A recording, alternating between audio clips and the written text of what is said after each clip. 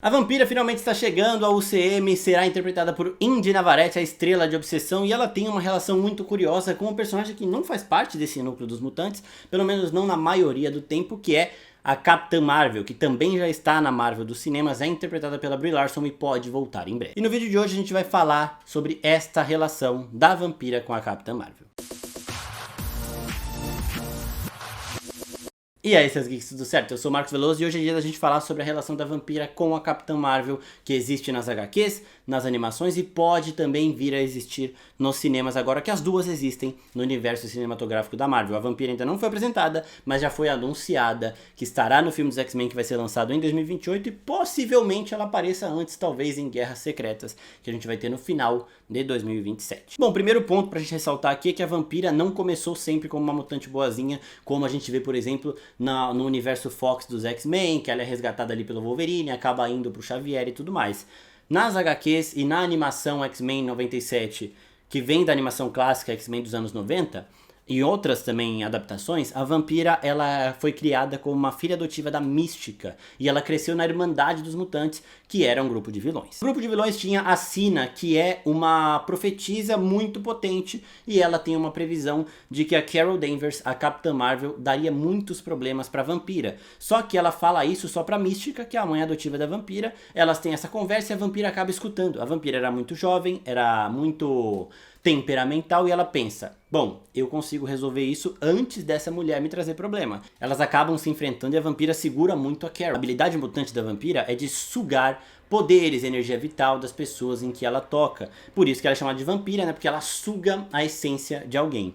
E aí no momento em que ela vai lutar com a Capitã Marvel, ela segura por muito tempo a Carol Danvers, a ponto de todos os poderes da Carol passarem para ela de uma maneira permanente. O que acontece normalmente é quando a vampira toca o Wolverine, por exemplo, ela recebe o fator de cura dele por um momento breve e depois volta, zera. Ela faz isso com outros mutantes, ela acaba vários momentos das HQs recebendo poderes de uma maneira temporária. No caso da Carol foi permanente, foi pra sempre porque ela segurou muito forte a Carol. E para a Carol Danvers, a Capitã Marvel, que nessa época era Miss Marvel, esses resultados foram desastrosos. Ela perdeu os poderes, ela perdeu também a memória e teve diversos problemas psicológicos por conta disso tudo. A vampira, além de ficar com esses poderes de maneira permanente, ela ficou com um resquício da consciência da Carol dentro dela. E essa consciência da Carol ficava lutando com a consciência da própria vampira. Então tinham momentos que a vampira falava como se ela fosse a Capitã Marvel, deixava o pessoal todo confuso. E ela ficou nessa situação bem incômoda por muito tempo. Passou por essa transição de ser uma vilã para se tornar uma anti-heroína, ali um personagem meio questionável, pouco confiável. No, no, no, no, don't do that! I thought we were having a nice day! Why does it matter? Essa consciência da Carol Danvers que vivia dentro da vampira se separa da dela, ganha um corpo físico, digamos assim, e elas se enfrentam. Essa essência da Carol, essa consciência da Carol é derrotada e a vampira meio que se livra dessa voz. Ela, em certos momentos, várias idas e vindas das HQs, perde esses poderes, recupera, ganha outros, perde, não sei o que, ela vai indo.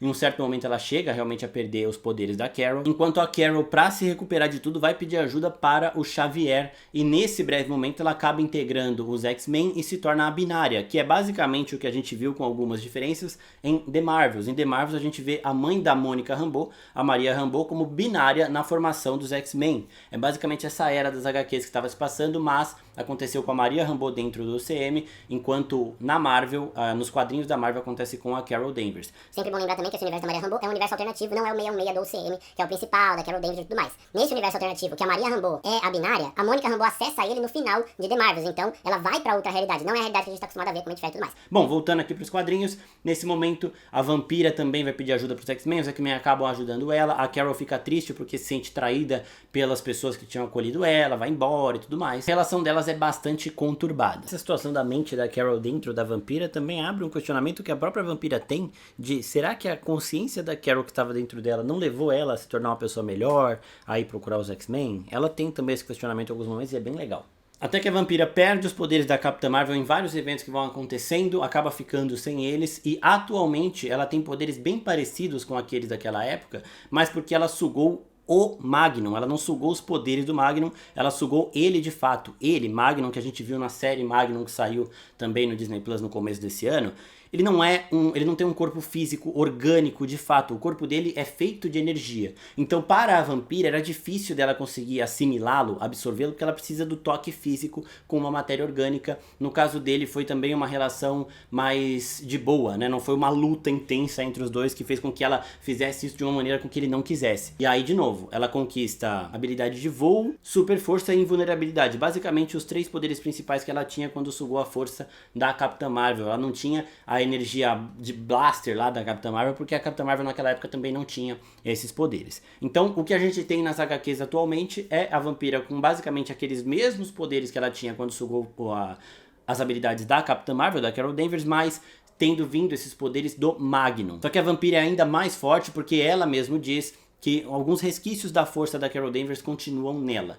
Ela e a Carol sempre ficam nessas idas e vindas, mas atualmente elas estão de boa, elas conversaram, a Carol perdoou a vampira se tornou uma X-Men, ela conseguiu a sua redenção por conta de diversos feitos, a Carol Danvers viu essa mudança, que não fazia sentido mais também elas ficarem saindo na mão todas as vezes que elas se encontrarem, e elas se perdoam, convivem entre si de uma maneira boa, até dão um abraço em edições mais recentes aí para fazer as pazes de fato. E na animação clássica dos X-Men dos anos 90, a gente tem um episódio que se chama Uma História da Vampira, que mostra o flashback dela, a origem dela, e a gente tem também essa origem. A vampira de X-Men 97, da série animada dos X-Men dos anos 90, ela desde sempre voa, tem super força e tudo mais, porque ela já tinha passado por essa situação com a Capitã Marvel, que não tinha sido mostrada pra gente, e aí em um episódio de flashback da vampira, da animação clássica, a gente vê que foi a mesma coisa. Ela sugou energia demais da Capitã Marvel enquanto ela ainda estava com a Mística, ainda agia como uma vilã, ela ainda era mais jovem, também mais impaciente, e é por isso que nós temos várias retratações da vampira. Os filmes dos X-Men da Fox fizeram a vampira nessa versão menos poderosa, mais melancólica, aquela que não gostava de tocar nas pessoas, porque tirava a energia delas, tinha o trauma lá do primeiro namorado e tudo mais, que é a versão que a gente vê também em X-Men Evolution. Enquanto a versão de X-Men 97, e que é a versão que eu espero que a gente tenha no UCM agora, é a versão que lida melhor com isso e que tem esses superpoderes. É uma versão um pouco mais ousada da vampira, é uma versão um pouco mais de boa, ela ainda tem esses conflitos da ausência do toque e tudo mais, mas ela consegue balancear isso com outras situações, e é uma vampira que precisa da Capitã Marvel para ter esse poder, ou do Magnum, né? O Magnum, ele está na Marvel também, ele não gosta de ter poderes, então pode chegar ao ponto dele passar esses poderes para a vampira em algum momento. O que surgiram de boatos agora é que a Marvel estaria planejando fazer um filme da Capitã Marvel 3 com a vampira de antagonista, muito possivelmente para mostrar também um passado da vampira. O filme dos X-Men vai lançar antes desse, ele está marcado para ser o primeiro lançamento da Marvel em 2028, ou seja, a gente tem Avengers Doomsday esse ano de 2026, no final do ano. Ano que vem, 2027, só vai ter Guerras Secretas, o último em dezembro também, o próximo Vingadores. E aí em 2028 a gente começa com X-Men, depois vai ter Pantera Negra e depois vai ter Motoqueiro Fantasma.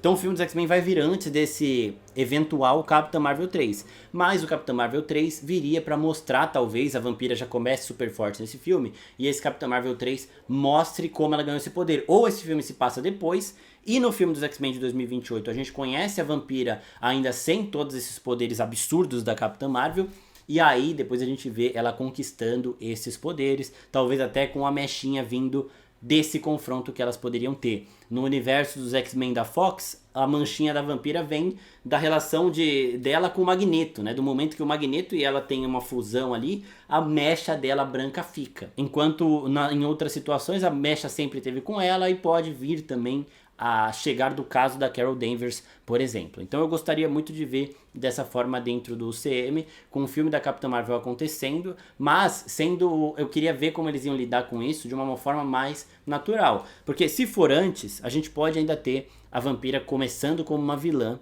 num filme de flashback. Mas a Capitã Marvel já teve um filme de flashback, não sei se teria conveniente fazer outro. E se for depois dela, a vampira, já ser uma X-Men, aí teria que ver qual seria o contexto deles se enfrentarem, mas também Vingadores e X-Men constantemente se enfrentam, mas, porém, contudo, entretanto, poderia ser uma situação mais de a vampira precisa de um poder, a Carol fala pra ela, mano, junta aqui que você tem que pegar o meu poder pra gente conseguir enfrentar essa ameaça juntas, e aí a vampira acabar passando por isso por tempo demais, acontecer alguma coisa que faça com que elas elas fiquem juntas mais tempo do que o necessário e a vampira acabe absorvendo esse poder de maneira permanente, enquanto a Carol Danvers também mantém toda essa força. Eu acho que seria interessante fazer assim, dá pra fazer, e basicamente essa é a história conturbadíssima que a vampira tem com a Carol Danvers, e por isso que é legal a gente ver esses X-Men com essas histórias de passado mais questionáveis, assim como nós vimos com a Jean Grey no filme do Homem-Aranha. Ela tem alguns feitos ali que as pessoas estão incomodadas, mas a maioria dos mutantes não nasceu sabendo lidar com essas mutações ou com a rejeição da humanidade. Eles aprenderam alguns da pior maneira possível, e por isso que a evolução deles é tão gratificante de se ver, e também por isso que o Jack Schreier é um ótimo diretor para comandar isso, porque são personagens que viveram em um momento muito conturbado, sofrendo de experimentos, de rejeição e tudo mais, e aprenderam a lidar com isso de maneiras nem sempre tão boas assim. Vampira, Jean Grey, vários outros, Wolverine também, vários outros passam por isso. Isso faz parte da construção desses personagens e por isso que faz com que a audiência também se identifique com eles de uma maneira diferente. Se você gostou desse vídeo, se inscreve no canal, ativa o sininho da notificação, porque tá tendo muito vídeo de Marvel por aqui, até Avengers Doomsday vai ter muita coisa, tá saindo muita novidade de X-Men, de Doomsday, a gente vai fazer também do próximo Vingadores, então fiquem de olho porque realmente tem muita coisa e não só disso. House of the Dragon também, vai ter Anéis de Poder, Harry Potter, um monte de coisa pra vir por aí.